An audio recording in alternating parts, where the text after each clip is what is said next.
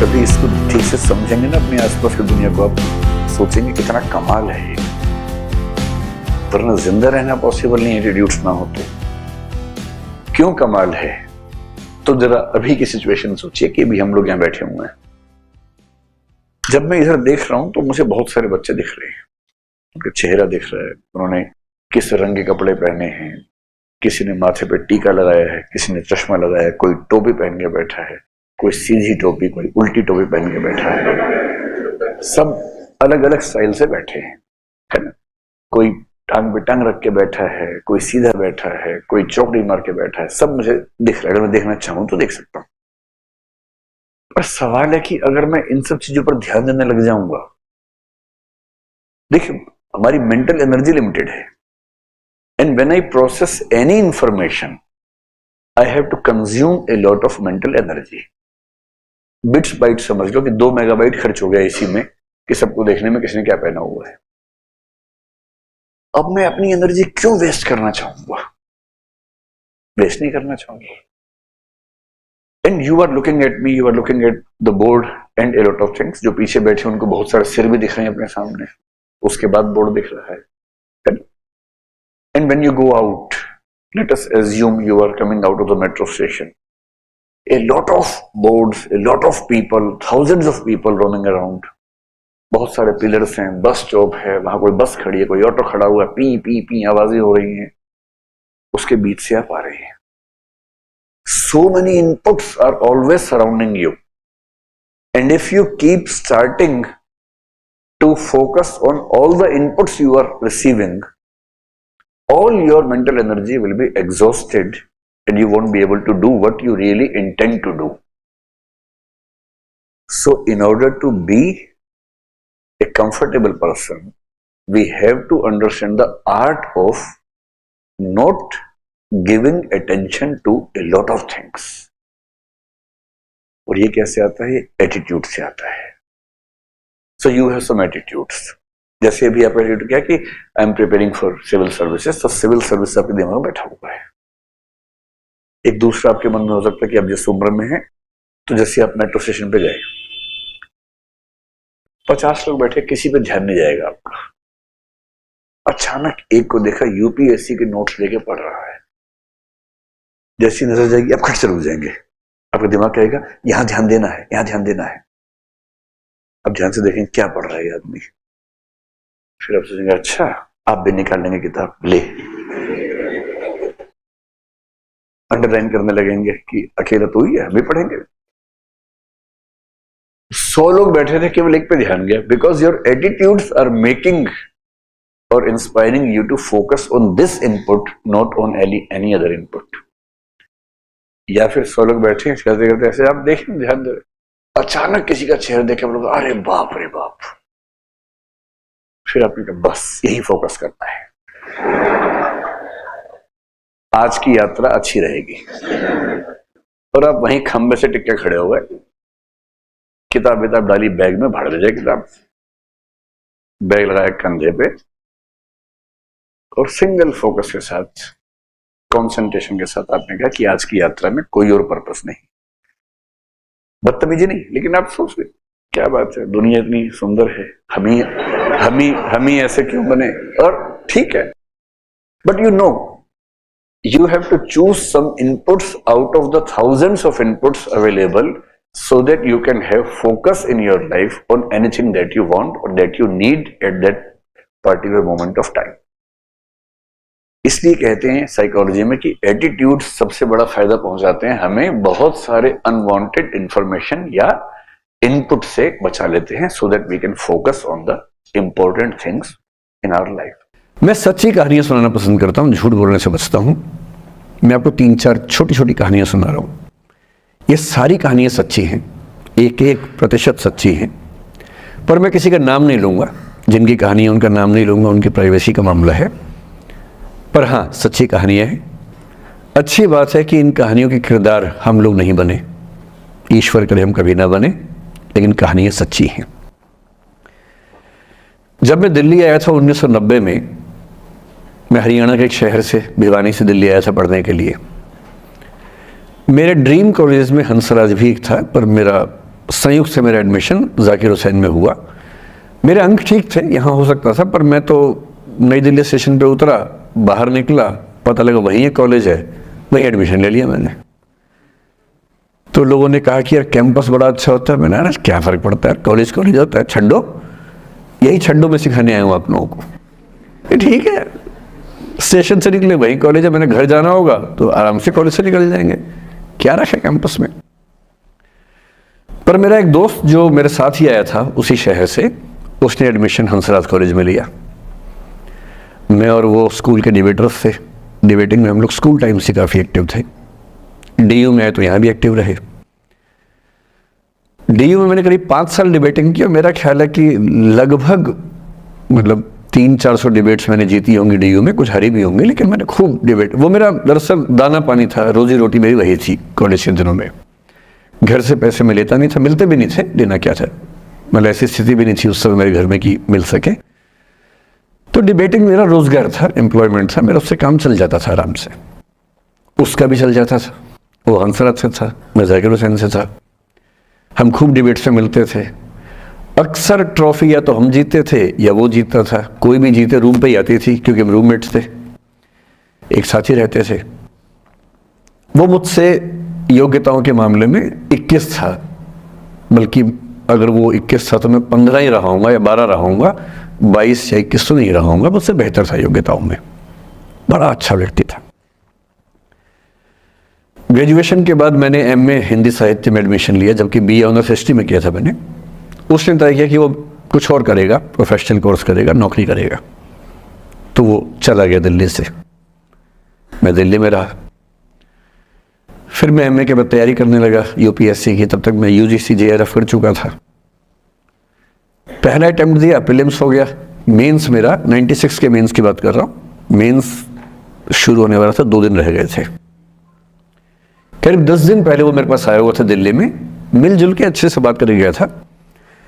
उन दिनों उसका एक प्रेम संबंध कहीं हमारी ही एक मित्र के साथ चल रहा था, हम सब दोस्त थे, तो उनमें से 2 लोगों का आपस में का अफेयर था। मुझे नहीं पता क्या हुआ, लेकिन मेरे मेन एग्जाम से 2 दिन पहले रात को 12 बजे एक फ़ोन आया और ये बताया गया कि मेरे दोस्त ने फंदा लगा के अपनी जीवन लीला समाप्त कर ली है।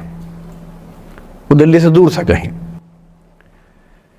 और जिस व्यक्ति के बारे में मेरी राय ये थी कि उतना जीवट वाला व्यक्ति कोई हो नहीं सकता, जो जिंदगी से हार सकता ही नहीं, जिसके होने से कई लोग हमेशा जीता हुआ महसूस करते हैं, वो चुपचाप एक बंद कमरे में जिंदगी से हार गया। मैं आज तक नहीं समझ पाया कि ऐसा कैसे हुआ। बाद में टटोला, उसके पेरेंट्स से बात हुई, भाई से बात हुई, उन्होंने उसकी याद में एक सोशल वर्क शुरू किया ताकि किसी और बच्चे को ऐसा ना करना पड़े। तो जो हल्का हल्का अनुमान हुआ वो है कि शायद कुछ ऐसा था रिलेशनशिप में जो नहीं संभल पाया था, और रिश्ता टूट ना जाए इसका दबाव बहुत ज़्यादा था, और वो दबाव झेल नहीं पाया। इस उम्र में ऐसा फेज आता है, कई बार आता है। ये एक कहानी है, हंसराज कॉलेज से ही जुड़ी है, इसलिए मैंने सोचा कि वहीं से बात शुरू करूँ। नाम जैसा कि मैंने कहा मैं नहीं बताऊंगा, तो नाम बताने का मतलब भी नहीं। और वो जिसकी मैं कहानी सुना रहा हूँ आप लोगों के जन्म से पहले की बात है, आप तो सब 21वीं सदी वाले बच्चे होंगे ना, जेन ज़ी होंगे आप सब लोग, तो ये तो बहुत पुरानी बात है। एक दूसरी कहानी सुनाता हूँ, मैं आपको 2-3 कहानियाँ सुनाऊंगा, फिर उन सबका सार निकाल लेंगे एक साथ हम लोग।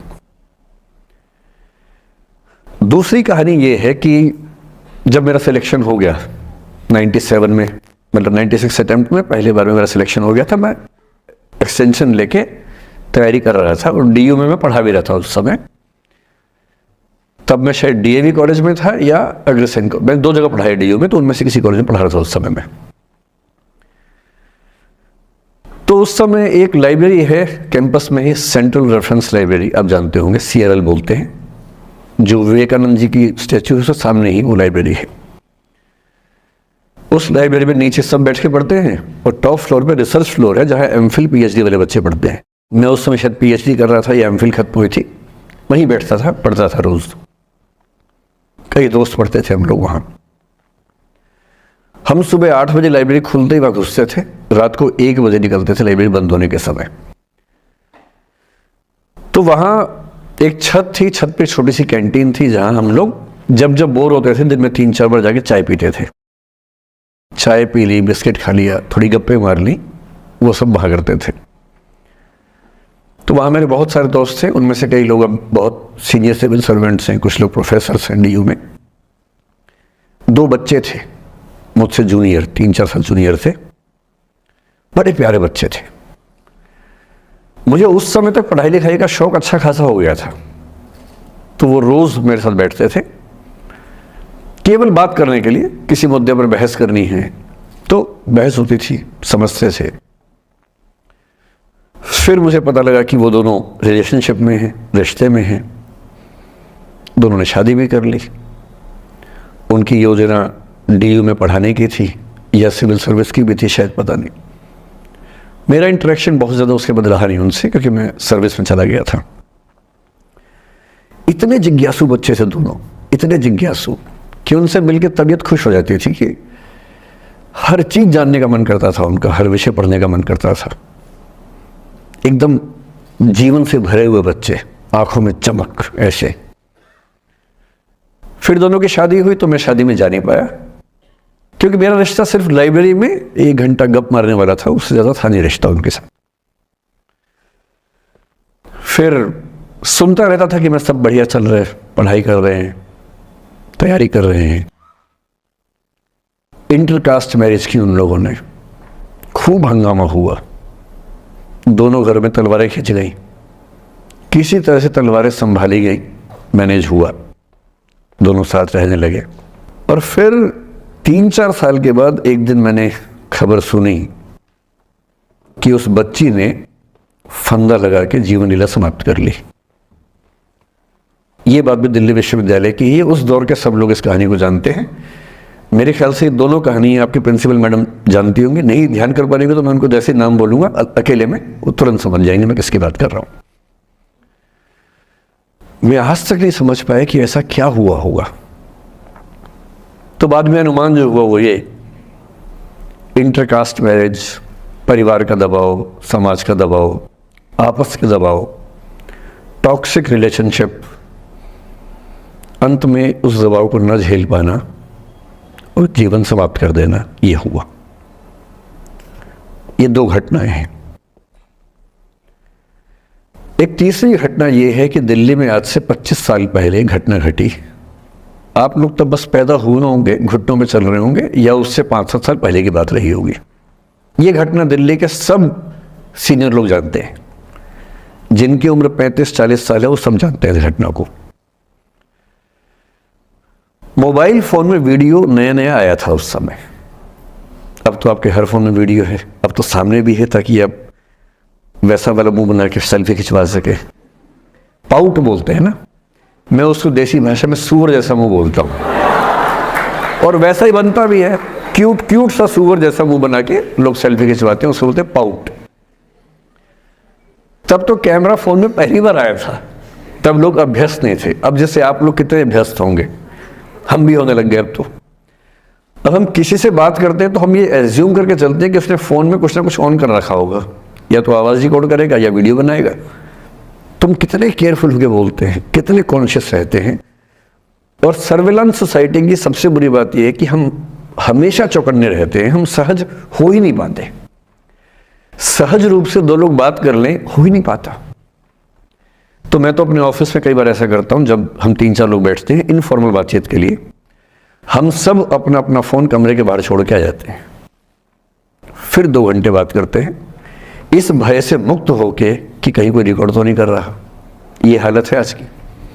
उस जमाने में तो फोन थे, मोबाइल फोन आया था भारत में लगभग 1995 के आसपास पहली बार, बड़ा महंगा था। 16 रुपए प्रति मिनट इनकमिंग, 16 रुपए प्रति मिनट आउटगोइंग, ये रेट से उस समय। और फोन वो थे जिनसे आप कील भी ठोक सकते हैं, वैसे वाले फोन थे, बटन वाले फोन थे। नोकिया एक कंपनी थी, उसके फोन हुआ करते थे। उसके 4-5 साल के बाद क्या हुआ, पहली बार किसी कंपनी ने फोन में कैमरा लगा दिया। ये बात उस समय के लोग नहीं समझते थे। जब भी नई तकनीक आती है उसको समझने में टाइम लगता है। जो पहले समझते हैं फ़ायदा उठा लेते हैं, जो थोड़ा लेट समझते हैं वो उसका नुकसान उठाते हैं। उस समय दिल्ली के एक प्रसिद्ध स्कूल में 11वीं 12वीं क्लास के 2 बच्चों में आपस में कोई रिलेशनशिप रही होगी। वो दोनों किसी ऐसी सिचुएशन में थे जो सिचुएशन बहुत ही प्राइवेट किस्म की थी, बहुत निजी किस्म की थी, जिसको पब्लिक नहीं कर सकते। कुछ फिजिकल रिलेशनशिप जैसा मामला था। उस दुष्ट लड़के ने लड़कों के इतिहास को कलंकित, लड़कों का इतिहास वैसे भी कलंकित ज्यादा है, उसे और कलंकित करते हुए उस पूरे सिचुएशन का वीडियो बना लिया। ऐसे मामलों में दुर्भाग्य है, मैं लड़का हूं इसलिए लड़के पवित्र थोड़ा ना हो जाएंगे। लड़का है, इतिहास कलंकित तो है, उसका वीडियो बना लिया और दुष्टता का चरम स्तर निभाते हुए वो वीडियो अपने एक दोस्त को शेयर कर दिया। ये कहे कि किसी और को दिखाना मत, जैसा कि होता है अफवाहों की दुनिया में। हर अफवाह एक व्यक्ति एक को ही बताता है, ये कहे कि किसी और को मत बताना, और अगला व्यक्ति भी अगले को यही कहे कि बोलते किसी और को मत बताना, और इस तरह से पूरे शहर को खबर होती है और सबको लगता है कि सिर्फ मुझे पता है। वो वीडियो फैल गया। नए नए फ़ोन आए थे, पर वो फ़ोन कम लोगों के पास थे, कैमरे वाले फ़ोन। तो फ़ोन से कितना फैलता, ज़्यादा नहीं फैला। लेकिन उस समय दिल्ली की एक कुख्यात मार्केट हुआ करती थी, पालिका बाजार, अभी भी है, पर तब वो कुछ और कामों के लिए कुख्यात हुआ करती थी। अब तो कपड़े मिलते हैं, तब कपड़ों के साथ कई चीज़ें और मिलती थी वहाँ। जैसे गंदी फिल्मों की सीडी चाहिए हो तो वहाँ मिलती थी, ग्रे मार्केट में चोरी छिपे। इस वीडियो को सीडी में कन्वर्ट करके लोगों ने वहाँ से खरीदा, लाखों करोड़ों की संख्या में। नए नए टेलीविज़न चैनल प्राइवेट आए थे, और प्राइवेट टीवी चैनल को खबरों की भूख इतनी होती है कि वो खबर के लिए जान दे सकता है और जान ले भी सकता है किसी की। 24 घंटे इस खबर पे, इस चीज़ पर खबरें चल रही थी सारे चैनल्स में कि ये वो लड़का है जिसने ऐसा किया, ये वो लड़की है, ये वो स्कूल है, इस स्कूल की प्रिंसिपल से बात करेंगे, इससे बात करेंगे। वो जो बच्ची थी जिसकी इसमें कोई गलती नहीं थी, सिवाय इसके कि वो किसी एक लड़के से प्रेम करती थी, जो कि उस उम्र में बच्चे कर बैठते हैं। इसके लिए बहुत चिल्लपौनी मचानी चाहिए। अब बच्चों को आप हर बात पे अपराधी नहीं मान सकते।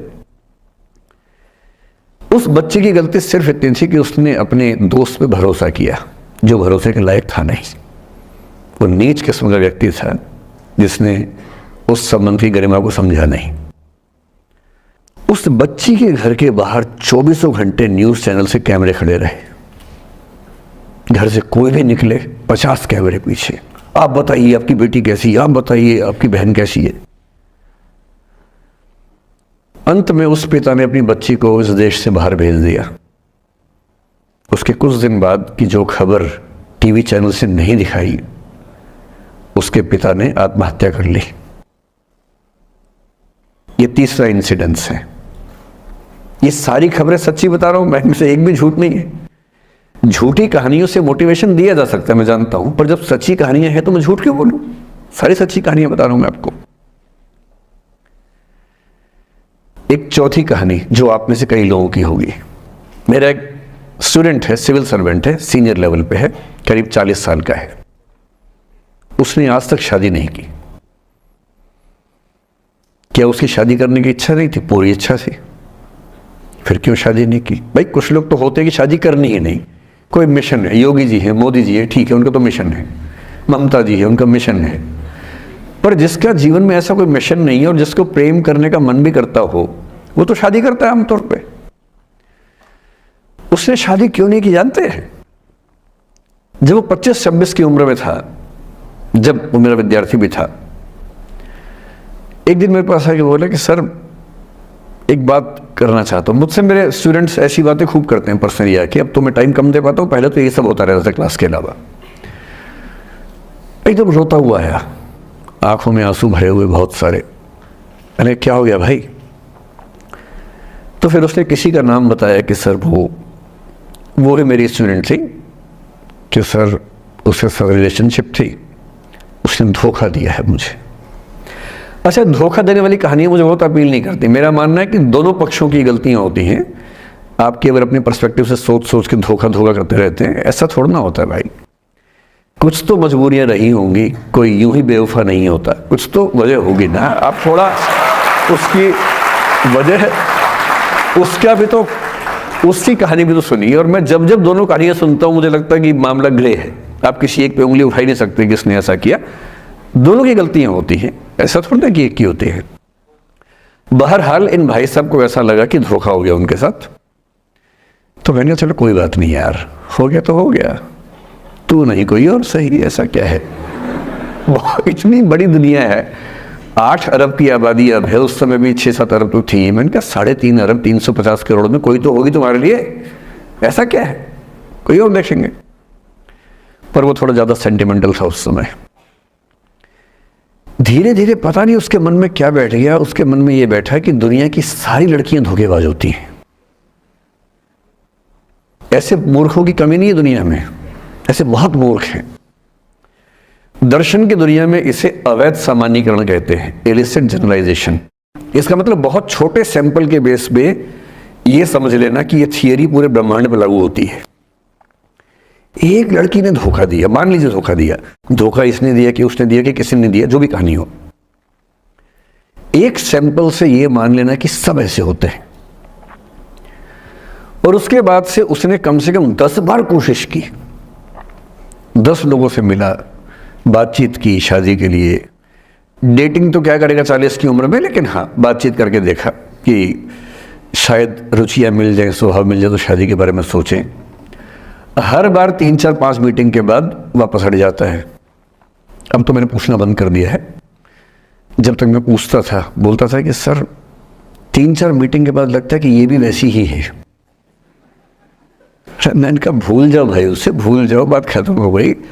उसके बच्चे घूम रहे हैं आजकल स्कूल में, अब तुम कम से कम शादी तो कर लो।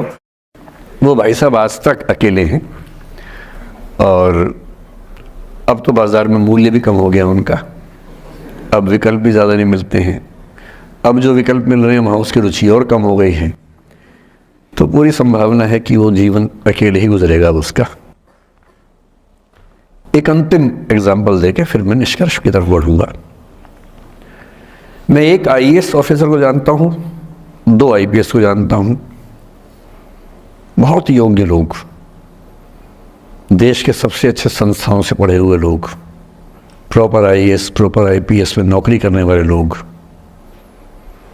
और इन तीनों ने अपना जीवन समाप्त कर लिया नौकरी में रहते हुए।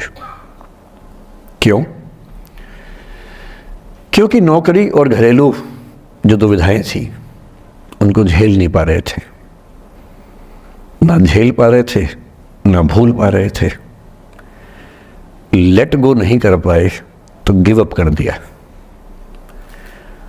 और इसलिए मुझे अक्सर लगता है कि जितनी चीज़ें हम सिखाते हैं बच्चों को, हिस्ट्री, इकोनॉमिक्स, लिटरेचर, वो सब ठीक है, उनका भी महत्व है। शायद उससे ज़्यादा महत्व इस चीज़ का है कि ये समझे कि अपने इमोशंस को कैसे मैनेज करना है। जब जीवन में ऐसा लगे कि सब खत्म हो गया है, जब जीवन में लगे कि बहुत टॉक्सिक किस्म की लाइफ हो गई है, उससे बाहर कैसे निकलें, शायद ये सबसे महत्वपूर्ण लेसन होता है जो हम सबको सीखना चाहिए। मैंने कहीं से सीखा नहीं है, ना मैंने ऐसी किताबें पढ़ी हैं। हालांकि मैंने 2 किताबें मंगवाई हैं पिछले हफ्ते, पढ़ी नहीं है अभी तक, तो मैं किताबों के बेस पे नहीं जानता कैसे सीखते हैं, लेकिन ज़िंदगी से तुम सीख सकते हैं। इन कहानियों का सबका एक ही सार है, वजह अलग अलग है। एक व्यक्ति ने इसलिए अपना जीवन समाप्त किया कि वो रिश्ता उसके हाथ से छूट रहा था। एक ने इसलिए जीवन समाप्त किया कि ये रिश्ता बन गया था पर समाज के दबाव, घर के दबाव मैनेज नहीं कर पाए। एक ने जिंदगी भर शादी नहीं की सिर्फ इसलिए कि वो पुरानी यादों को भूल नहीं पाया। अरे एक बार गलती हो गई तो हो गई, आगे तो संभावना जीवन में है भाई, क्यों इतना हावी रखना उसी दिमाग के ऊपर। कुछ लोग देश की सबसे अच्छी नौकरी में होकर हर पैमाने पर सफलता की हर कसौटी पे खरा उतरने के बाद जीवन नहीं बचा पाए। क्योंकि दूसरों की नज़र में आप बहुत सफल हो जाए, अपनी नज़र में शून्य हो, तो फिर जीवन कैसे बने, जीवन कैसे बचे। इन सारी कहानियों का मूल भाव एक ही है, अगर आप खुद को हैंडल नहीं कर सकते तो दुनिया को क्या हैंडल करेंगे। दुनिया को हैंडल करने से पहले खुद को हैंडल करना सीखना पड़ता है, और उसका सबसे आसान जो रामबाण उपाय है उसको बोलते हैं द आर्ट ऑफ लेटिंग गो। जाने दो। वो अफसाना जिसे अंजाम तक लाना ना हो मुमकिन, उसे एक खूबसूरत मोड़ देकर छोड़ना अच्छा। डिसिप्लिन को हिंदी में क्या बोलेंगे?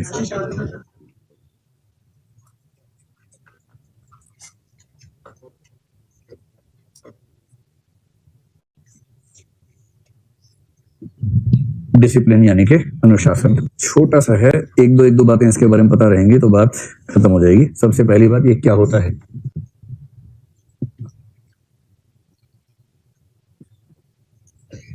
ठीक, आपके मन में आएगा क्यों होता है, नंबर 2 पे लिखो। तो इसमें क्यों नहीं, इसमें क्या होता है ना। फिर इसके प्रकार क्या हो सकते हैं, जैसे क्लास में डिसिप्लिन, क्लास के बाहर डिसिप्लिन, है ना, ऐसे कई प्रकार हो सकते हैं इसके। तीसरा हो सकता है कि इसका जीवन में महत्व क्या है, अगर है तो इसका महत्व क्या है, यानी इससे फायदे क्या है, लाभ क्या है। फिर एक हो सकता है इससे नुकसान क्या क्या है। डिसिप्लिन से कोई नुकसान होता है कि नहीं होता है? होता है ना। क्या नुकसान होता है?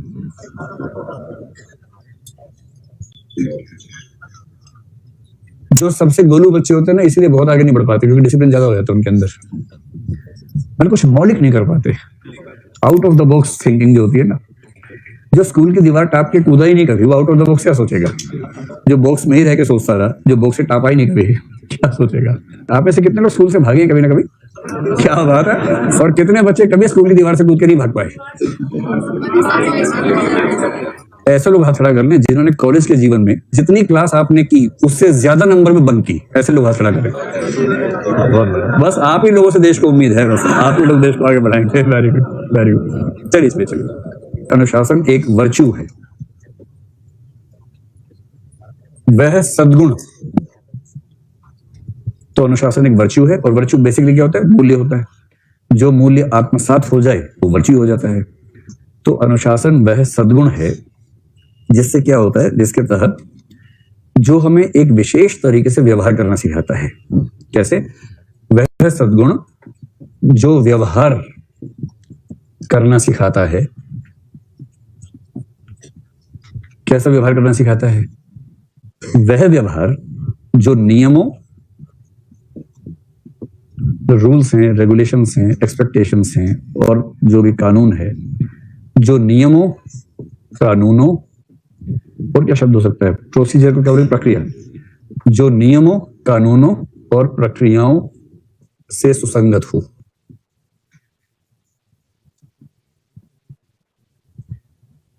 अब इसको आप परिभाषा में जब लिखेंगे तो क्रम थोड़ा बदल लेंगे।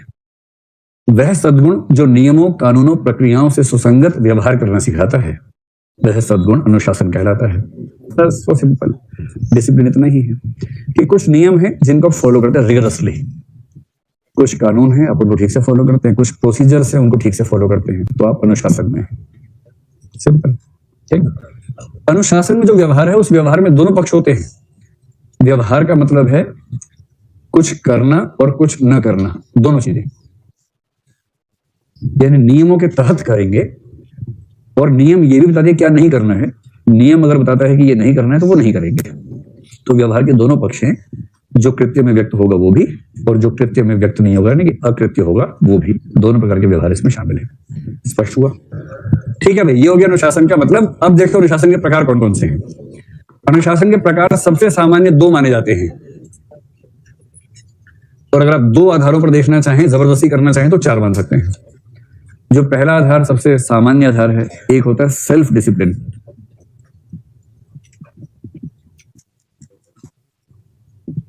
सेल्फ डिसिप्लिन, इसे क्या बोलेंगे? स्व अनुशासन, स्व अनुशासन या आत्म अनुशासन। आत्मा अनुशासन भी चलता है, प्रसिद्ध शब्द है। और दूसरा होता है इम्पोज्ड डिसिप्लिन। आप कहने के लिए कह सकते हैं पर अनुशासन। तो पहली बात, प्रकारों में पहला प्रकार है सेल्फ डिसिप्लिन और इम्पोज डिसिप्लिन। स्व यानी आत्मानुशासन और आरोपित, बड़ा अच्छा शब्द है भाई, वेरी गुड। आरोपित अनुशासन, क्या बात है, जबरदस्त। आरोपित अनुशासन, और ये हो गया आत्म अनुशासन। ठीक है, तो ये बताइए कि व्यक्ति के जीवन की शुरुआत में इनमें से कौन सा होता है? तो प्रायः बचपन में सिखाया जाता है, तो वो होता है आरोपित अनुशासन। और ये सिखाने के दो ही तरीके, स्टिक एंड कैरेट। तो स्टिक एंड कैरेट, तो मतलब थोड़े टॉफी दे दी बच्चों को, जिसने अच्छा किया ताली बजवा दी, जिसने खराब किया उसको लगा दी, दो चार झापड़ा मुक्के मार दिए, तो इससे बच्चे मुर्गे बनते बनते इंसान बन जाते हैं। इस भाव से ये सब किया जाता है। ठीक है, एक उम्र के बाद देखिए, बहुत छोटे बच्चे में सेल्फ डिसिप्लिन अगर है तो बहुत चिंता की बात है। और मैं इसलिए बार बार गोलू बच्चों को बहुत विरोध करता हूँ। गोलू वो है जो बचपन से ही अनुशासित हो जाता है, आप अनुशासित हो जाता है। सेल्फ डिसिप्लिन कैसे आता है? इसे महात्मा गांधी और मार्क्स दोनों ने एक कंसेप्ट दिया है। इस कंसेप्ट का इस्तेमाल कहीं करना हो तो जीवन में कर लीजिएगा। इसको बोलते हैं एनलाइटन्ड सेल्फ इंटरेस्ट। अब ये मत कहना बड़ा लिखो, इससे बड़ा नहीं हो सकता। Enlightened, ENLIGHTENED, enlightened self interest. इसके लिए हिंदी में जो शब्द चलता है वो है प्रबुद्ध स्वहित। आपने एक शब्द सुना है, अराजकतावाद, अनार्किज्म। अनार्किज्म वो विचारधारा है जिसके लोग मानते हैं कि राज्य को होना ही नहीं चाहिए। राज्य, शासन तंत्र, व्यवस्था, ये सब बकवास चीजें हैं, ये सब नहीं होनी चाहिए। तो उनसे, जैसे महात्मा गांधी अनार्किस्ट हैं, कार्ल मार्क्स अनार्किस्ट है, दोनों अनार्किस्ट लोग हैं। मार्क्स हिंसा के माध्यम से राज्य को खत्म करना चाहता है, गांधी जी शांति से खत्म करना चाहते हैं, लेकिन दोनों मानते हैं कि राज्य को नहीं होना चाहिए। और राज्य क्यों ना हो, उसके तर्क दोनों के अलग अलग हैं।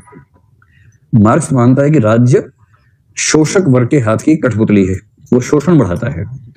महात्मा गांधी मानते हैं कि राज्य व्यक्ति की जो आत्मिक स्वाधीनता है उसको बाधित करता है, इसलिए राज्य नहीं होना चाहिए। लेकिन दोनों में एक बात की सहमति है, क्योंकि हम सोचते हैं कि राज्य के बिना काम कैसे चलेगा? जब पुलिस नहीं होगी, सेना नहीं होगी, सरकार नहीं होगी, काम कैसे चलेगा? नियम कैसे काम करेंगे? इसका उत्तर दोनों के पास एक ही है। दोनों के पास मतलब सबके पास एक ही, जो भी एनार्किस्ट हैं, वो ये है। इसको एग्जांपल लेते हैं ह्यूमन बींग्स का, और वो एग्जांपल आप अपने जीवन से भी देख सकते हैं। आप में से कुछ बच्चे ऐसे जरूर होंगे जिनको बचपन में पढ़ाना उनके माँ बाप के लिए एक जटिल और श्रमसाध्य कार्य रहता होगा। छठी का दूध याद आ जाता होगा पेरेंट्स को बच्चों को पढ़ाने में, होमवर्क करवाने में। कितने बच्चे ऐसे हैं आप में से जिन्होंने पेरेंट्स को छठी का दूध याद दिलाया है? हाँ हाँ, बहुत बढ़िया। पढ़ाने के लिए बिठाया तो मुंह लटका के बैठ गए, किताब सामने रखी है, ऐसे ऐसे कर रहे हैं, लो पढ़ा लो। पेरेंट्स तो आपको और किताब को प्रकाश की उपस्थिति में आमने सामने ला सकते हैं मैक्सिमम। इससे ज्यादा क्या कर लेंगे? दिमाग के अंदर जाएगा नहीं, तो आप डिसाइड करेंगे, आप कहेंगे ले दिमाग के अंदर भेज के दिखाओ, बिठा लो सामने, किताब के सामने, दम है तो कोई बात अंदर चली जाए मेरे। अब इससे तुलना कीजिए आज की।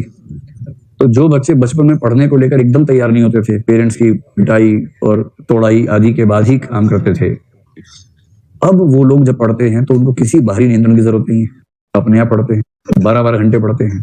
जिस दिन न पढ़ पाए तनाव में आ जाते हैं, कोई दोस्त डिस्टर्ब करे परेशान हो जाते हैं, और वो चाहते हैं कि उनकी पढ़ाई के बीच में कोई ना आए। इसका मतलब सिर्फ इतना हुआ कि पहले उनको अपने हित की सही पहचान नहीं थी। पेरेंट्स ये तो कह रहे थे कि बेटा पढ़ लो, पढ़ाई काम आएगी, लेकिन तब बच्चा नहीं समझता, उसको लगता है अजीब टाइप के लोग हैं, सारा मजा आ रहा है खेलने में, कह रहे पढ़ाई काम आएगी, तो बच्चा नहीं समझ पाता इस बात को। लेकिन अब आपको रियलाइज हो गया कि दरअसल पढ़ाई काम आएगी ठीक से। और जैसे प्रबुद्ध होकर आपने अपने हित को पहचान लिया, बाहरी अनुशासन की, आरोपित अनुशासन की जरूरत खत्म हो गई, आप आत्म अनुशासन की स्थिति में आ गए। अब पेरेंट्स उल्टा बोलते होंगे कि बेटा इतना मत पढ़ो, आंख के नीचे झाई पड़ जाएगी बेटा, शादी नहीं होगी बेटा, कम पढ़ो बेटा, लाइट ठीक रखो बेटा, 8 घंटे काफी है बेटा, इतना मत पढ़ो, पढ़ पढ़ के दुबली हो गई हो बेटा। अब पेरेंट्स ये बोलते होंगे, क्योंकि पहले चिंता थी कि पढ़ नहीं रही है, अब चिंता है कि छोड़ नहीं रही किताब को, क्योंकि अब आप प्रबुद्ध स्वहित के बिंदु पर आ गए। बात समझ में आ गई? जब व्यक्ति में प्रबुद्ध स्वहित की पहचान आ जाती है, और जैसे ये शब्द लिखो, जिक्र कर देना कि महात्मा गांधी ने कहा है कि जब व्यक्ति को प्रबुद्ध स्वहित की पहचान हो जाती है तो उसके अंदर आत्म अनुशासन अपने आप विकसित हो जाता है, सेल्फ डिसिप्लिन। इसलिए सेल्फ डिसिप्लिन लाने के लिए केवल एक सेंस ऑफ अंडरस्टैंडिंग, एक समझदारी की जरूरत है। व्यक्ति को समझ में आ जाए कि ये काम मेरे पेरेंट्स के हित में नहीं है, मेरे हित में है, ये मेरे टीचर के हित में नहीं है, ये मेरे हित में है। और जैसे ही ये समझ में आता है कि मेरे हित में है, आमतौर पर व्यक्ति अनुशासित हो जाता है। इसी को कहते हैं मैच्योरिटी। मैच्योरिटी के 50 लक्षणों में से एक ये भी है कि ये समझ में आ जाए कि जिस बात पर पेरेंट्स बल दे रहे थे उसका फायदा उनको नहीं मिलेगा, मुझे मिलेगा। ये रियलाइज होता है, अनुशासन आता है। दूसरे स्तर पे कहना हो तो आप कह सकते हैं, एक होता है डिसिप्लिन पर्सनल लाइफ में, एक होता है प्रोफेशनल लाइफ में। तो डिसिप्लिन इन पर्सनल लाइफ, निजी जीवन में अनुशासन, और डिसिप्लिन इन प्रोफेशनल लाइफ, व्यावसायिक जीवन में अनुशासन। पर्सनल लाइफ के अनुशासन का मतलब क्या हुआ? जैसे सुबह कितने बजे उठना है,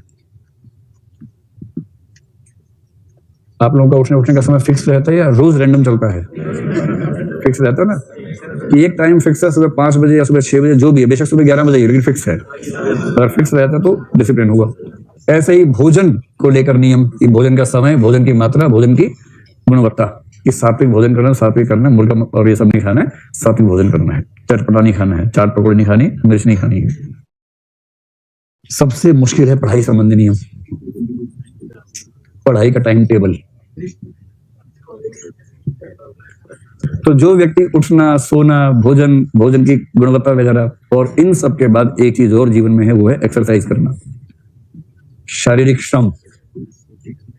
और शारीरिक श्रम के अलावा एक होता है, अगर किसी को योग या प्राणायाम या ध्यान आदि का भी नियम है, रोज आधा घंटा ध्यान रखना है, आंख बंद करके ध्यान में डूब जाना है।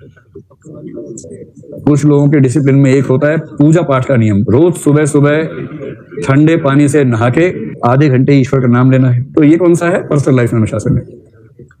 प्रोफेशनल लाइफ में क्या है? प्रोफेशनल लाइफ में पहला है टाइम, यानी पंक्चुअलिटी, सही समय पर ऑफिस पहुंचना।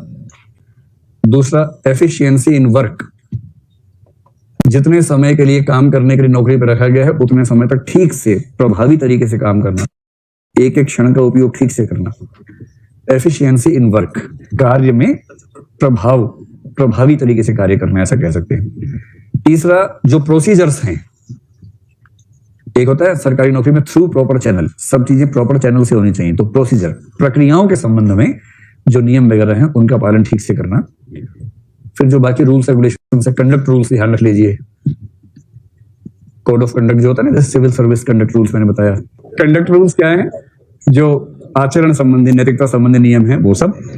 तो ऑफिस में इन सबको फॉलो करना, ठीक, इन सबको फॉलो करना, इसको बोलेंगे डिसिप्लिन इन ऑफिशियल लाइफ। चलिए, इसके बाद इसका महत्व क्या है, इसका फायदा क्या क्या है? इसका फायदा क्या होता है, देखिए, इसको हम पर्सनल प्रोफेशनल में बांट के देखते हैं, ऐसे देख लेते हैं क्या क्या फायदे होते हैं। ठीक है, डिसिप्लिन का पहला फायदा है कि प्रोडक्टिविटी बढ़ जाती है। जल्दी से बताओ हिंदी में क्या बोलेंगे इसको? उत्पादकता, क्योंकि आप नियमबद्ध तरीके से काम करते हैं, इसलिए आपकी एफिशिएंसी, प्रोडक्टिविटी, समय आपको ठीक से मिलता है, फिर प्रभावी तरीके से काम हो पाता है। तो कुल मिला के उत्पादकता, चाहे पर्सनल लाइफ हो चाहे प्रोफेशनल लाइफ हो, दोनों में बढ़ जाती है। पर्सनल लाइफ में इसका एक बेनिफिट होता है हेल्थ के स्तर पर, जिसका रूटीन फिक्स है। रूटीन की वजह से आमतौर पर ऐसा मानते हैं कि हेल्थ ठीक रहती है, क्योंकि आपको पता ही है कि एक बायोलॉजिकल क्लॉक काम करती है। अगर वो बायोलॉजिकल क्लॉक आपकी वेल एडजस्टेड है तो आप हमेशा सहज रहेंगे, स्वस्थ रहेंगे। तो ये बेनिफिट है। ऑफिस की लाइफ में इसका एक फायदा हो सकता है कि जो वर्क कल्चर है, ऑफिस की ऑर्गेनाइजेशनल कल्चर है, वो कल्चर अपने आप में प्रमोट होती है। एक better work culture, work culture को हिंदी में बताओ क्या बोलेंगे? कार्य संस्कृति। तो जिस ऑफिस में सब लोग डिसिप्लिन होते हैं वहां कार्य संस्कृति बेहतर होती है, और ये पूरे ऑफिस के लिए, प्रोडक्टिविटी के लिए अच्छा रहता है। इसके नुकसान क्या क्या? डिसिप्लिन के, डिसिप्लिन का पहला नुकसान है कि इससे व्यक्ति की क्रिएटिविटी और इनोवेटिवनेस मर जाती है। जो ज्यादा डिसिप्लिन होता है उसकी क्रिएटिविटी को खतरा होने लगता है। जैसे आप उससे पूछें कि स्कूल की दीवार कैसे टाप सकते हैं, सोच नहीं पाएगा इसके बारे में, क्योंकि उतना क्रिएटिव है ही नहीं। जो क्रिएटिव थे टाप के चले गए थे, जो वो भी देख रहे। तो क्रिएटिविटी और इनोवेटिवनेस, इसको यूं समझें, आपको जाना इंटेलिजेंस में क्या कहा था कि हमारे जो न्यूरॉन्स के पाथ हैं फिक्स हो जाते हैं। जो डिसिप्लिन में रहेगा वो आमतौर पे एक जैसा काम दोहराएगा, जो हमेशा एक ही तरह से काम करेगा उसके न्यूरॉन्स के पाथ फिक्स हो जाएंगे। और न्यूरॉन्स का पाथ फिक्स होने का मतलब है कि किसी नए रूट से न्यूरॉन्स ट्रेवल करे, संभावना कम होगी। इसलिए फ्लूइड इंटेलिजेंस ऐसे लोगों में कम होगी, क्रिस्टलाइज्ड ज्यादा होगी, और इसका मतलब नवाचार की उम्मीद ऐसे व्यक्तियों से करना मुश्किल हो जाएगा। और दूसरा, जो उसूल का बहुत ही पक्का होता है ना, ऐसे व्यक्तियों में फ्लेक्सिबिलिटी खत्म हो जाती है, रिजिडिटी बढ़ जाती है। असल में क्या होता है कि जब अनुशासन सिर पर चढ़ने लगता है, हावी हो जाता है, तब क्या होता है, तब व्यक्ति में फ्लेक्सिबिलिटी खत्म हो जाती है। फ्लेक्सिबिलिटी को हिंदी में क्या बोलेंगे? लचीलापन, लोचशीलता खत्म हो जाती है, व्यक्ति रिजिड हो जाता है ना। और जो व्यक्ति रिजिड है उस व्यक्ति के साथ क्या दिक्कत है कि वो खुद अपना दुश्मन हो जाता है। आपने ऐसे पीस देखे होंगे कि रात को 2 बजे सोएंगे तब भी बोलेंगे सुबह 4 बजे उठना है, नियम है। और एक दिन सुबह 4 बजे उठने के चक्कर में उठ ही गया, तो ये खतरा होता है बहुत रिजिड होने से। कभी कभी मनुष्य जाति को सदियों से एक बहुत गहरा झूठ सिखाया गया है, और वह झूठ यह है कि कड़ी मेहनत ही सफलता की कुंजी है। बचपन से तुम्हारे दिमाग में यह बात हथौड़े की तरह ठोकी गई है कि पसीना बहाओ, खून जलाओ, तभी पैसा आएगा। मैं तुमसे कहता हूं, यह सब बकवास है, यह एक भ्रम है। और यह भ्रम इतना गहरा है कि तुम इस पर सवाल उठाने से भी डरते हो। जरा आंख खोलकर दुनिया को देखो। इतिहास गवाह है और वर्तमान भी गवाह है कि जो सबसे ज्यादा पसीना बहाता है वह सबसे ज्यादा गरीब है। सड़क पर पत्थर तोड़ने वाला मजदूर, खेत में दिन रात झुककर काम करने वाला किसान, रिक्शा चलाने वाला आदमी, क्या इनसे ज्यादा मेहनत कोई करता है? इनका शरीर देखो, इनका पसीना देखो। अगर मेहनत से पैसा आता तो ये लोग दुनिया के सबसे अमीर आदमी होते। इनके पास महलों के अंबार होते, लेकिन इनके पास क्या है? 2 वक्त की रोटी भी मुश्किल से है। और दूसरी तरफ देखो उन लोगों को जिनके पास दुनिया भर की दौलत है, क्या वे धूप में पसीना बहा रहे हैं? क्या वे ईंट पत्थर ढो रहे हैं? नहीं, वे वातानुकूलित कमरों में बैठे हैं, एसी रूम्स में। वे सिर्फ हस्ताक्षर करते हैं, वे सिर्फ निर्णय लेते हैं, और पैसा उनके पास नदी की तरह बहता है। ये क्या है? ये अन्याय नहीं है, ये नियम है, अस्तित्व का नियम। और नियम यह है कि पैसा श्रम से नहीं आता, पैसा समझ से आता है। तुम्हें मेहनत के नाम पर गुमराह किया गया है, तुम्हें व्यस्त रखा गया है ताकि तुम कभी सोच ही न सको। मेहनत गरीबों को गरीब बनाए रखने का सबसे कारगर नशा है। जब आदमी दिन भर हाड़ तोड़ काम करता है तो शाम को वह इतना थक जाता है कि उसके पास सोचने की ताकत ही नहीं बचती। वो गिरकर सो जाता है और अगली सुबह फिर उसी कोल्हू के बैल की तरह काम पर लग जाता है। ये एक चक्र है, एक ट्रैप है, और तुम इसमें फंसे हुए हो। धन कभी भी शारीरिक ताकत के पीछे नहीं भागता। अगर ताकत से धन मिलता तो जंगल का राजा हाथी होता, शेर नहीं। हाथी बहुत मेहनत करता है, बहुत वजन उठाता है, लेकिन शेर सोता रहता है। शेर सिर्फ तब उठता है जब उसे शिकार करना होता है। शेर श्रम नहीं करता, शेर रणनीति बनाता है, स्ट्रेटजी। और यही फर्क है एक मजदूर में और एक मालिक में। मजदूर सोचता है कि आज मुझे कितना काम करना है, और मालिक सोचता है कि आज मुझे किससे काम करवाना है। मजदूर अपने हाथ पैर बेचता है, मालिक अपना दिमाग लगाता है। जो व्यक्ति केवल मेहनत करता है वो असल में खुद को बेच रहा है, वो अपना समय बेच रहा है। और समय सीमित है, तुम दिन में 24 घंटे से ज्यादा काम नहीं कर सकते, इसीलिए तुम्हारी कमाई भी सीमित रह जाती है। लेकिन जो व्यक्ति व्यवस्था बनाता है, सिस्टम बनाता है, वह हजारों लोगों का समय खरीद लेता है, और इसलिए उसकी कमाई की कोई सीमा नहीं होती। समाज मेहनत की पूजा करता है। तुम्हें कहा जाता है कर्म ही पूजा है। ये तुम्हें बहलाने के लिए कहा गया है ताकि तुम चुपचाप काम करते रहो और सवाल ना पूछो। जो लोग सत्ता में हैं, जो लोग अमीर हैं, वे नहीं चाहते कि तुम अपने दिमाग का इस्तेमाल करो, वे चाहते हैं कि तुम अपने हाथों का इस्तेमाल करो। क्योंकि अगर तुम सोचने लगोगे तो तुम गुलामी करना बंद कर दोगे। जागो इस नींद से, अपने पसीने को ही अपनी पूंजी मत समझो। पसीना बहाना कोई महानता नहीं है। अगर उसके पीछे बुद्धिमानी न हो, गधा भी बहुत पसीना बहाता है लेकिन रहता गधा ही है। तुम्हें गधा नहीं बनना है, तुम्हें इंसान बनना है। और इंसान की शक्ति उसके शरीर में नहीं, उसके मस्तिष्क में है, उसकी चेतना में है। धन वहां पैदा नहीं होता जहां सबसे ज्यादा शोर होता है, मशीनों का शोर, औजारों का शोर। धन वहां पैदा होता है जहां मौन में, शांति में एक सही निर्णय लिया जाता है, एक सही डिसीजन हजारों साल की मेहनत पर भारी पड़ता है। एक व्यक्ति कुआं खोदता है, महीनों तक खोदता है, और दूसरा व्यक्ति सिर्फ यह बताता है कि कुआं कहां खोदना है। पसीना पहले वाले का बहता है, लेकिन पानी और पैसा दूसरे वाले को मिलता है। क्यों?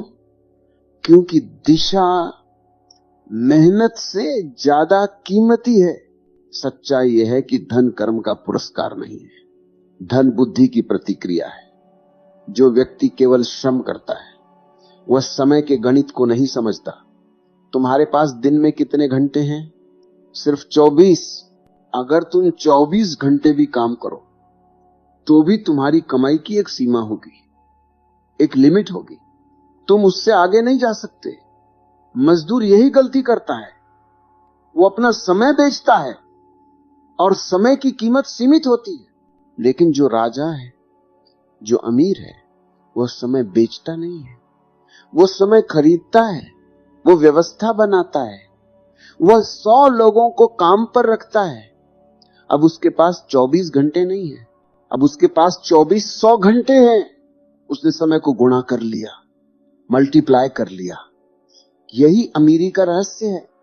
जब तक तुम अकेले काम करोगे तुम थक जाओगे और तुम्हें मिलेगा बहुत कम। लेकिन जिस दिन तुम दूसरों के समय का उपयोग करना सीख जाओगे, उस दिन धन तुम्हारे पीछे भागेगा।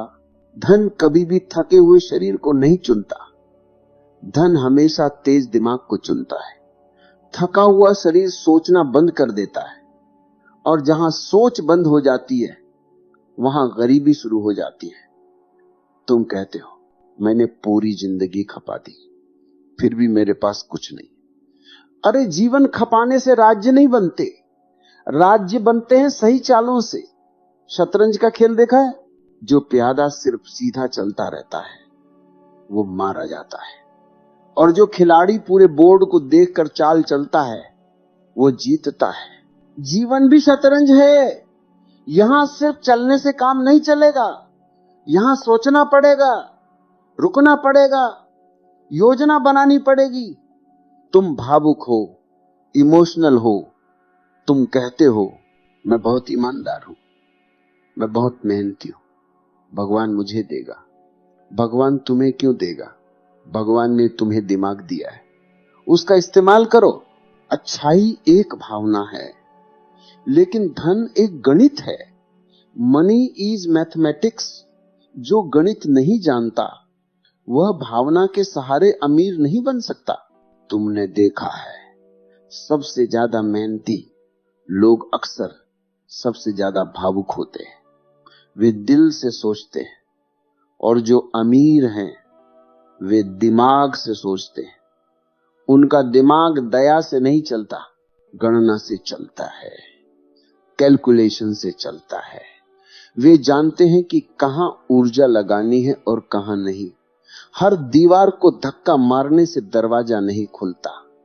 मजदूर दीवार को धक्का मार रहा है और पसीना बहा रहा है, और बुद्धिमान आदमी दरवाजा ढूंढ रहा है और चाबी लगा रहा है।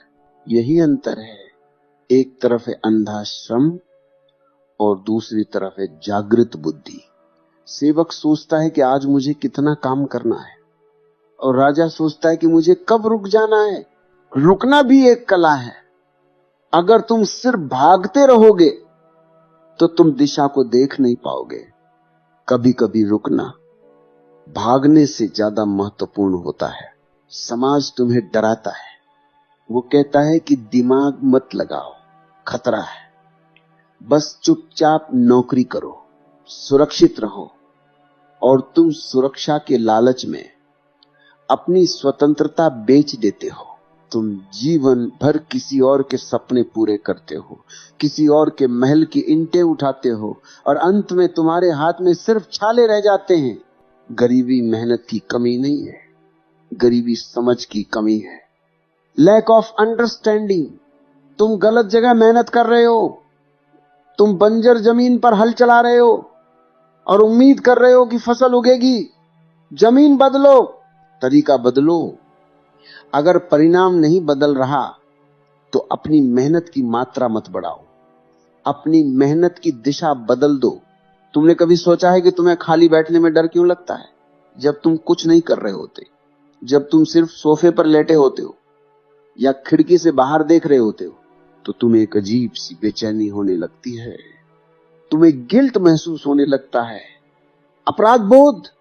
तुम्हें लगता है कि मैं समय बर्बाद कर रहा हूं, मुझे कुछ करना चाहिए। ये जो तुम्हारे दिमाग में कीड़ा है कि मुझे कुछ करना चाहिए, यही तुम्हारी गरीबी का सबसे बड़ा कारण है। तुम्हें बचपन से सिखाया गया है कि खाली दिमाग शैतान का घर होता है। ये सबसे बड़ा झूठ है जो तुमसे बोला गया। खाली दिमाग शैतान का घर नहीं, खाली दिमाग परमात्मा का घर होता है। जब दिमाग शांत होता है, जब दिमाग खाली होता है, तभी उसमें नए विचार आते हैं, तभी उसमें क्रिएटिविटी का जन्म होता है। न्यूटन किसी फैक्ट्री में हथौड़ा नहीं चला रहा था। जब उसने गुरुत्वाकर्षण का नियम खोजा, वह एक पेड़ के नीचे बिल्कुल खाली, बिल्कुल शांत बैठा था। अगर वह भी तुम्हारी तरह हार्ड वर्क कर रहा होता तो वो सेब को गिरते हुए कभी नहीं देख पाता। वो तो लकड़ियां काटने में व्यस्त रहता। दुनिया के जितने भी बड़े आविष्कार हुए हैं, वे हार्ड वर्क से नहीं हुए, वे विश्राम के क्षणों में हुए हैं, रिलैक्सेशन में। लेकिन तुम्हें विश्राम करना नहीं आता। तुम्हें लगता है कि अगर मैं रुका तो दुनिया आगे निकल जाएगी। तुम एक ट्रेडमिल पर दौड़ रहे हो, पसीना बहा रहे हो, लेकिन पहुंच कहीं नहीं रहे, क्योंकि ट्रेडमिल तुम्हें कहीं नहीं ले जाती, वह तुम्हें सिर्फ थकाती है। समाज ने तुम्हें मशीन बना दिया है, एक रोबोट। मशीन का काम है चलते रहना। अगर मशीन रुक जाए तो हम कहते हैं कि मशीन खराब हो गई है। तुम भी खुद को मशीन समझते हो। अगर तुम काम नहीं कर रहे तो तुम्हें लगता है तुम खराब हो गए हो। तुम इंसान हो, ह्यूमन बीइंग। और इंसान का काम सिर्फ करना नहीं है, इंसान का काम होना भी है, बीइंग। तुमने देखा है अमीर लोगों को, वे गोल्फ खेलते हैं, वे छुट्टियों पर जाते हैं, वे घंटों तक अपनी कुर्सी पर बैठकर सिर्फ सोचते रहते हैं। तुम्हें लगता है वे आलसी हैं? नहीं, वे तुमसे ज्यादा काम कर रहे हैं, क्योंकि उनका दिमाग काम कर रहा है। वे उस 1 घंटे की सोच में ऐसा सिस्टम बना लेते हैं जो उन्हें अगले 10 साल तक पैसा देगा, और तुम 10 साल तक गधे की तरह काम करते हो, और फिर भी महीने के आखिर में हाथ खाली का खाली रहता है। व्यस्त रहना, बिजी रहना सफलता की निशानी नहीं है। चींटियां भी बहुत बिजी रहती हैं, दिन भर भागती रहती हैं। तो क्या वे अमीर हैं? क्या वे जंगल की राजा हैं? नहीं। सवाल यह नहीं है कि तुम कितने बिजी हो, सवाल यह है कि तुम किस चीज में बिजी हो। क्या तुम ऐसी चीज में बिजी हो जो तुम्हारी जिंदगी बदल सकती है, या तुम सिर्फ उन छोटे मोटे कामों में बिजी हो जिन्हें कोई भी कर सकता है? अगर कोई काम ऐसा है जिसे कोई दूसरा व्यक्ति तुमसे कम पैसे में कर सकता है और तुम फिर भी उस काम को खुद कर रहे हो, तो तुम अपना नुकसान कर रहे हो। यह अर्थशास्त्र का नियम है, डेलीगेशन। काम सौंपना सीखो। अमीर आदमी अपने काम को दूसरों को सौंपता है। वो अपने लिए वक्त खरीदता है। वो जानता है कि मेरा वक्त कीमती है, मैं इस वक्त का इस्तेमाल नए आइडिया सोचने में लगाऊंगा, झाड़ू लगाने में नहीं। लेकिन तुम्हें अहंकार है, मैं ये काम सबसे अच्छा कर सकता हूं, मुझसे बेहतर कोई नहीं कर सकता। इसी अहंकार में तुम छोटे कामों में उलझे रहते हो। तुम क्लर्क बन गए हो अपनी ही जिंदगी के। तुम्हें सीईओ बनना था और तुम चपरासी का काम कर रहे हो, और तुम्हें इस पर गर्व भी है। तुम कहते हो, देखो मैं कितना मेहनती हूं। ये मेहनत नहीं है, ये मूर्खता है। तुम्हारे शिक्षा तंत्र ने, तुम्हारे स्कूलों ने तुम्हें तैयार ही ऐसे किया है। स्कूल तुम्हें क्या सिखाते हैं? घंटी बजते ही क्लास में जाओ, घंटी बजते ही बाहर आओ, जो टीचर कहे वही लिखो, अपना दिमाग मत लगाओ, रट्टा मारो। ये सब क्या है? ये आज्ञाकारी मजदूर बनाने की फैक्ट्री है। वे नहीं चाहते कि तुम मालिक बनो। अगर सब मालिक बन गए तो उनकी फैक्ट्री में काम कौन करेगा? उनके लिए फाइलें कौन उठाएगा? इसलिए वे तुम्हें डराते हैं। पढ़ोगे, लिखोगे, बनोगे नवाब, खेलोगे, कूदोगे, होगे खराब। ये कहावत सुनी है? ये पूरी तरह गलत है। आज देखो, जो खेल रहे हैं वे करोड़ों कमा रहे हैं, और जो सिर्फ पढ़ लिख कर डिग्रियां बटोर रहे हैं वे फाइलों में दबे हुए हैं। शिक्षा जरूरी है, लेकिन वह शिक्षा नहीं जो तुम्हें नौकर बनाना सिखाती है। वो शिक्षा जो तुम्हें सोचना सिखाती है। तुम्हें रिस्क लेने से डर लगता है, और मेहनत करना सबसे सुरक्षित रास्ता है, सेफेस्ट पाथ। क्योंकि मेहनत करने में रिस्क नहीं है। तुम्हें पता है कि अगर मैं 8 घंटे काम करूंगा तो मुझे इतने पैसे मिल जाएंगे। ये एक नशा है, मंथली सैलरी का नशा। ये तुम्हें रिस्क लेने ही नहीं देता, और जिसने रिस्क नहीं लिया उसे बड़ा इनाम कभी नहीं मिलता। धन एक ऊर्जा है जो बहाव मांगती है, फ्लो। मेहनत एक रुकावट है। जब तुम बहुत ज्यादा मेहनत करते हो तो तुम तनाव में आ जाते हो। स्ट्रेस, तुम्हारा शरीर अकड़ जाता है, तुम्हारा दिमाग सिकुड़ जाता है, और सिकुड़े हुए दिमाग में लक्ष्मी प्रवेश नहीं कर सकती। लक्ष्मी को चाहिए खुलापन, स्पेस, आनंद। तुमने कभी नोट किया है, जब तुम बहुत खुश होते हो, जब तुम बहुत रिलैक्स्ड होते हो, तो अचानक तुम्हारे काम बनने लगते हैं, फोन आने लगते हैं, ऑर्डर मिलने लगते हैं, बिगड़े हुए काम सुधर जाते हैं। क्यों? क्योंकि तुम्हारी फ्रीक्वेंसी बदल गई। तुम अभाव की फ्रीक्वेंसी से निकलकर समृद्धि की फ्रीक्वेंसी पर आ गए। मेहनत तुम्हें अभाव में रखती है, कमी महसूस कराती है, और आनंद तुम्हें समृद्धि में रखता है। काम को खेल बना दो। Work should be play. अगर काम काम है तो वह बोझ है, और बोझ ढोने वाला गधा ही हो सकता है। अगर काम खेल है तो उसमें थकान नहीं होगी, उसमें पसीना नहीं बहेगा, उसमें ऊर्जा बहेगी। बिल गेट्स हो या स्टीव जॉब्स या कोई भी बड़ा आदमी, उन्होंने कभी नहीं कहा कि उन्होंने हार्ड वर्क किया। उन्होंने हमेशा कहा कि उन्होंने मजे किए, उन्हें अपने काम में मजा आ रहा था। वे कोडिंग कर रहे थे क्योंकि उन्हें खेल लग रहा था। वे 24 घंटे काम कर सकते थे क्योंकि उन्हें पता ही नहीं चलता था कि कब दिन हुआ और कब रात। वह हार्ड वर्क नहीं था, वह पैशन था, जुनून। और जुनून में थकान नहीं होती। जुनून में तुम समय के पार चले जाते हो। तुम्हारे साथ समस्या यह है कि तुम वह काम कर रहे हो जिससे तुम्हें नफरत है।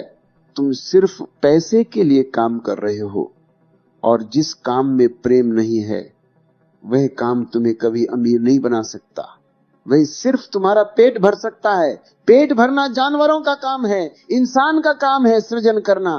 थोड़ा रुको, अपनी जिंदगी को इवेल्युएट करो, पुनर्मूल्यांकन। क्या तुम जो कर रहे हो उससे अगले 5 साल में तुम अमीर बन जाओगे? अगर जवाब ना है तो फिर तुम उसे क्यों कर रहे हो? सिर्फ इसलिए कि आदत पड़ गई है, सिर्फ इसलिए कि सब लोग यही कर रहे हैं। भीड़ के पीछे मत भागो, भीड़ हमेशा खाई में गिरती है। रास्ता बदलो। स्मार्ट वर्क का मतलब समझो। स्मार्ट वर्क का मतलब है लीवरेज, उत्तोलन, कम ताकत लगाकर बड़ा पत्थर उठाना। आर्किमिडीज ने कहा था, मुझे एक लंबा डंडा दे दो और एक टेक दे दो, मैं पूरी पृथ्वी को हिला दूंगा। वह ताकत से पृथ्वी हिलाने की बात नहीं कर रहा था, वह लीवरेज की बात कर रहा था। तुम्हें भी अपनी जिंदगी में लीवरेज ढूंढना है। वह कौन सी चीज है जिसे अगर तुम थोड़ा सा करो तो परिणाम 100 गुना आए? वो है टेक्नोलॉजी, वो है लोगों का नेटवर्क, वो है पैसा।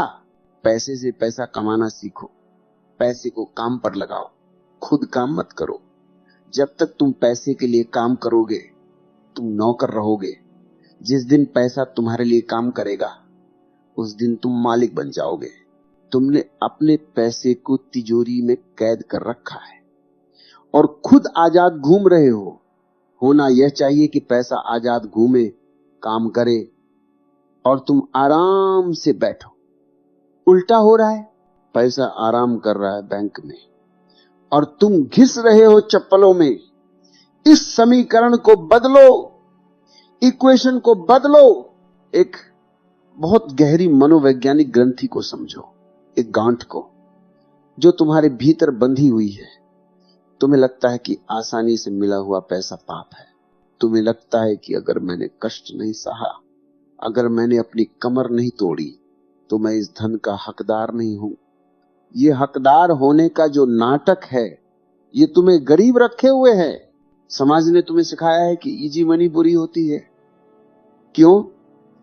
क्योंकि समाज चाहता है कि तुम मुश्किल काम करो जो काम कोई नहीं करना चाहता। समाज चाहता है कि तुम वो करो, इसलिए उसने उस काम के साथ महानता जोड़ दी।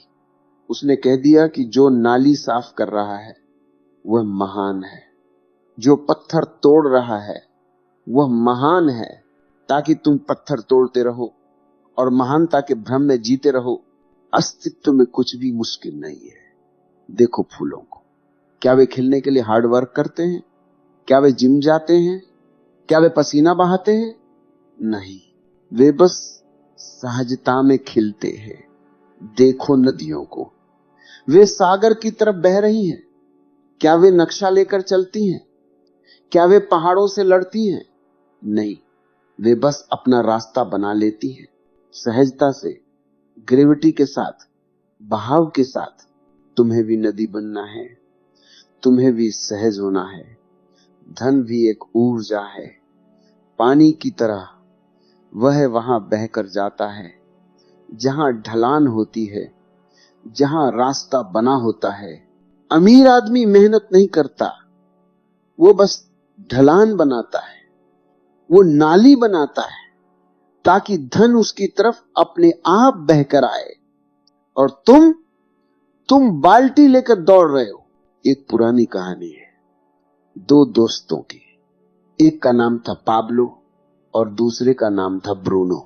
गांव में पानी की कमी थी, दोनों को काम मिला पास की नदी से गांव तक पानी लाने का। ब्रूनो बहुत मेहनती था, वह हार्ड वर्कर था। उसने बड़ी बड़ी बाल्टियां खरीदी। वह सुबह से शाम तक नदी पर जाता, बाल्टियां भरता और गांव लाता। उसे पैसे मिलने लगे, वो खुश था। उसने कहा, देखो मेरी मेहनत रंग लाई। उसने बड़ा घर बनाने के सपने देखने शुरू कर दिए। लेकिन पाब्लो स्मार्ट था। उसने सोचा, रोज रोज बाल्टी ढोने से मेरी कमर टूट जाएगी। आज मैं जवान हूं, कल मैं बूढ़ा हो जाऊंगा, तब क्या होगा? तो पाब्लो ने क्या किया? उसने बाल्टी ढोने के साथ साथ अपने खाली समय में एक पाइपलाइन बनानी शुरू की, नदी से गांव तक। ब्रूनो उस पर हंसता था, पूरा गांव उस पर हंसता था। देखो पागल पाब्लो पाइपलाइन बना रहा है, इसमें तो सालों लग जाएंगे, तब तक क्या खाएगा? पाब्लो ने किसी की नहीं सुनी। वो जानता था कि वो क्या कर रहा है। वो रोज थोड़ा थोड़ा कम करता रहा, कंसिस्टेंसी। 2 साल बीत गए। ब्रूनो मेहनत करते करते थक चुका था। उसके कंधे झुक गए थे, उसके हाथ में छाले पड़ गए थे, वह चिड़चिड़ा हो गया था। वह रोज शाम को शराब पीने लगा था ताकि अपने बदन दर्द को भुला सके। और इधर पाब्लो की पाइपलाइन पूरी हो गई। जिस दिन पाइपलाइन का उद्घाटन हुआ, पाब्लो ने बस एक नल घुमाया और साफ पानी बिना किसी मेहनत के नदी से सीधे गांव में बहने लगा। अब पाब्लो को बाल्टी उठाने की जरूरत नहीं थी। वो सोता था तो भी पानी बहता था और पैसा आता था। वो खाना खाता था तो भी पैसा आता था। वो छुट्टियों पर जाता था तो भी पैसा आता था। ब्रूनो बेरोजगार हो गया क्योंकि अब कोई उसकी बाल्टियों के लिए पैसे क्यों देगा जब नल से पानी मिल रहा है? तुम कौन हो? अपने दिल पर हाथ रखकर पूछो, क्या तुम ब्रूनो हो या तुम पाब्लो हो? क्या तुम बाल्टी ढो रहे हो, सैलरी की बाल्टी, कि 1 महीना काम किया, 1 बाल्टी पानी मिला, फिर काम बंद। पानी बंद। अगर तुम बीमार पड़ गए तो बाल्टी कौन ढोएगा? तुम्हारे घर में पानी कैसे आएगा? यही श्रम और व्यवस्था का अंतर है। ब्रूनो श्रम कर रहा था, पाब्लो व्यवस्था बना रहा था। बाल्टी ढोना श्रम है, पाइपलाइन बनाना व्यवस्था है। तुम्हें अपनी जिंदगी में पाइपलाइन बनानी है, और पाइपलाइन रातों रात नहीं बनती। उसमें दिमाग लगता है, उसमें धैर्य लगता है, उसमें दूरदर्शिता लगती है, विजन। लेकिन तुम तो आज का सोचते हो, आज दिहाड़ी मिल जाए बस। ये मजदूर की सोच है। राजा वह है जो 10 साल आगे का सोचता है। वह आज भूखा रहने को तैयार है ताकि कल वह पूरे गांव को खाना खिला सके। वह इन्वेस्ट करता है अपने समय को, अपने पैसे को। तुम्हें अपने पैसे को बीज समझना होगा। किसान को देखा है, अगर वह सारे बीज खा जाए तो फसल कहां से आएगी? तुम यही करते हो। तुम्हारे पास थोड़ा सा पैसा आता है, तुम उसे खा जाते हो, तुम उसे खर्च कर देते हो। नए जूते, नए कपड़े, नया फोन, तुम अपने बीजों को भून कर खा रहे हो। बुद्धिमान आदमी अपने बीजों को बोता है, वो अपनी इच्छाओं को मारता है थोड़े समय के लिए। वो उस पैसे को काम पर लगाता है, वो एसेट बनाता है, संपत्ति, ऐसी चीजें जो उसकी जेब में पैसा डाले न कि निकाले। घर खरीदना एसेट नहीं है, वो तुम्हारी जेब से पैसा निकालता है। बिजनेस खड़ा करना एसेट है, शेयर बाजार को समझना एसेट है, अपनी बुद्धि को तेज करना एसेट है। दुनिया बदल रही है और बहुत तेजी से बदल रही है। पहले शारीरिक ताकत का युग था, जिसके पास बड़ी सेना होती थी वह राजा होता था। फिर मशीनों का युग आया, जिसके पास बड़ी फैक्ट्री थी वह राजा था। अब सूचना का युग है, इंफॉर्मेशन एज। अब जिसके पास आइडिया है, जिसके पास डेटा है, जिसके पास नेटवर्क है, वो राजा है। आज का युवा बिना घर से निकले सिर्फ एक लैपटॉप के जरिए करोड़ों कमा रहा है। क्या वो पसीना बहा रहा है? नहीं, वो दिमाग चला रहा है। वो दुनिया के किसी कोने में बैठे ग्राहक को दुनिया के किसी दूसरे कोने में बैठे विक्रेता से मिला रहा है। वो पुल बना रहा है, ब्रिज, और उस पुल से गुजरने वाले हर व्यक्ति से वो थोड़ा सा हिस्सा ले रहा है। यह है स्मार्ट वर्क। तुम्हें इस नए युग के साथ कदम मिलाना होगा। अगर तुम आज भी पुराने जमाने के तरीकों से बाल्टी ढोकर अमीर बनना चाहोगे तो तुम पिछड़ जाओगे, तुम डायनासोर बन जाओगे, विलुप्त हो जाओगे। अपनी पुरानी मान्यताओं को आग लगा दो। वह सब झूठ जो तुम्हें सिखाया गया था कि पैसा पेड़ पर नहीं उगता, उसे भूल जाओ। पैसा पेड़ पर ही उगता है, बस तुम्हें वो पेड़ लगाना आना चाहिए। वो पेड़ है तुम्हारी बुद्धि का पेड़। अपने आप को अपग्रेड करो। तुम्हारा फोन हर महीने अपडेट मांगता है, तुम्हारी एप्स हर हफ्ते अपडेट होती हैं। तुम्हारा दिमाग कब अपडेट हुआ था? आखिरी बार तुमने कब कोई नई स्किल सीखी थी? आखिरी बार तुमने कब अपने धंधे के बारे में कोई किताब पढ़ी थी? तुम अपडेट नहीं हो रहे, इसलिए तुम आउटडेट हो रहे हो। सीखना बंद तो जीतना बंद।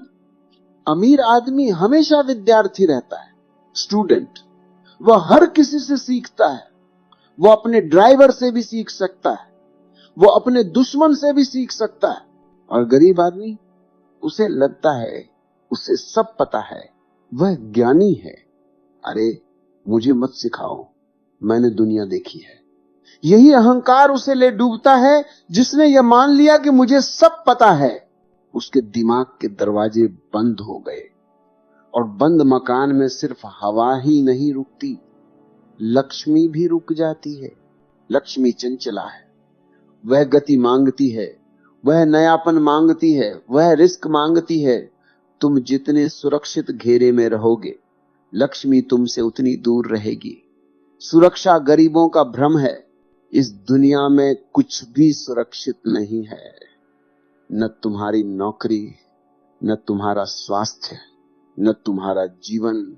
जब सब कुछ अनिश्चित है तो फिर डरना क्या? फिर तो खुलकर खेलो, बड़ा दांव लगाओ। जीवन जुआ है और जुआरी ही यहां जीतते हैं, लेकिन अंधे जुआरी नहीं, समझदार जुआरी जो जानते हैं कि कब पत्ता फेंकना है, जो कैलकुलेटेड रिस्क लेते हैं। तुम रिस्क नहीं ले रहे, यही तुम्हारा सबसे बड़ा रिस्क है।